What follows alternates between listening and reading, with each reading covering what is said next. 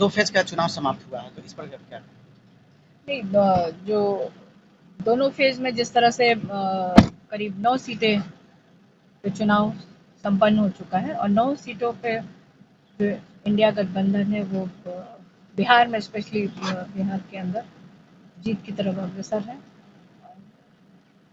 क्योंकि हम मो लोग मुद्दों को लेकर के बिहार की जनता के पास गए थे और 10 साल में इनकी जो अपनी नाकामियां रही और जो विश्वास जनता ने इन पे जताया था 14 में और 19 में, एक भी वादा इन लोगों ने पूरा नहीं किया। तो इन मुद्दों को लेके हम लोग गए थे। भाजपा के लोग तमाम लोग नेता लोग कह रहे हैं कि महागठबंधन के नेता भ्रष्ट है, चोर हैं, तो इस पर क्या कहना है? सब तो अभी भाजपा में शामिल है।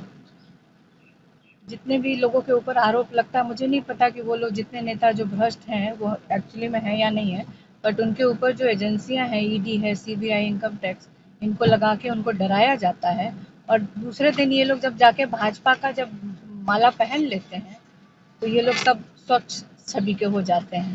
तो ये देश की जनता बहुत अच्छे से देख रही है कि आप एक तरफ आरोप लगा रहे हैं कि विपक्ष के नेता सारे भ्रष्टाचारी हैं और वही आपके यहाँ सब शामिल हैं आज के डेट में। आप लिस्ट निकाल के देख लीजिए कि जिनके जिनके ऊपर इन लोगों ने आरोप लगाया आज वो लोग कहाँ पे हैं।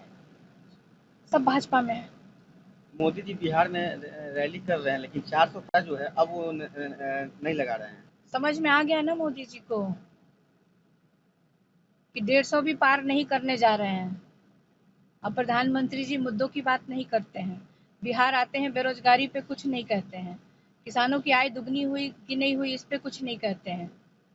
परिवारवाद पे भी नहीं कुछ कहते हैं। सब तो परिवार वालों को टिकट दे दिया है। महंगाई पे कुछ नहीं बोलते हैं। महंगाई कब कम करेंगे?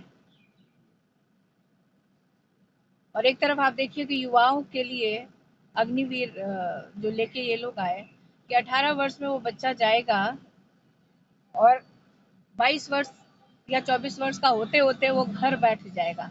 और हमारे प्रधानमंत्री जी 75 वर्ष में भी एक बार और मौका मांग रहे हैं, तीसरी बार। 10 वर्षों तक तो इन्होंने कुछ किया नहीं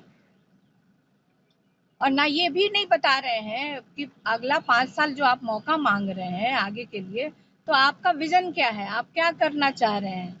खासतौर पे बिहार से मैं हूँ और बिहार के लिए आपने क्या किया है। बिहार को आपने तो एक तो आप ही ने कहा था कि स्पेशल पैकेज मिलेगा, स्पेशल राज्य का दर्जा मिलेगा, यहाँ पे फैक्ट्रियां लगेगी, बंद पड़ी हुई चीनी मिलों से धुआं उठेगा और अगले चुनाव में मतलब 14 में वादा किया था कि 19 में आएंगे तो उसी से धुआं उठते उसी चीनी से हम चाय पियेंगे। तो सब क्या हुआ मोदी जी? जिस जिस क्षेत्र में आपने वादा किया था वहां की जनता आपको ढूंढ रही है। और आप देखिए प्रधानमंत्री का स्तर देखिए कि इतना नीचे आ गया है कि आप मुखिया का भी चुनाव में प्रचार करने आइएगा, हमको तो लगता है। तो सिर्फ एक मोदी जी के चेहरे पे, क्योंकि यहाँ पे जितने भी उम्मीदवार हैं उनकी अपनी कोई भी छवि नहीं अच्छी है मुझे लगता है और इनको जनता सिर्फ मोदी जी का चेहरा ला करके ये दिखाने की कोशिश है। इसको बिहार की जनता बहुत अच्छे से बखूबी से समझ चुकी है और वो इनकी विदाई तय कर रखी है।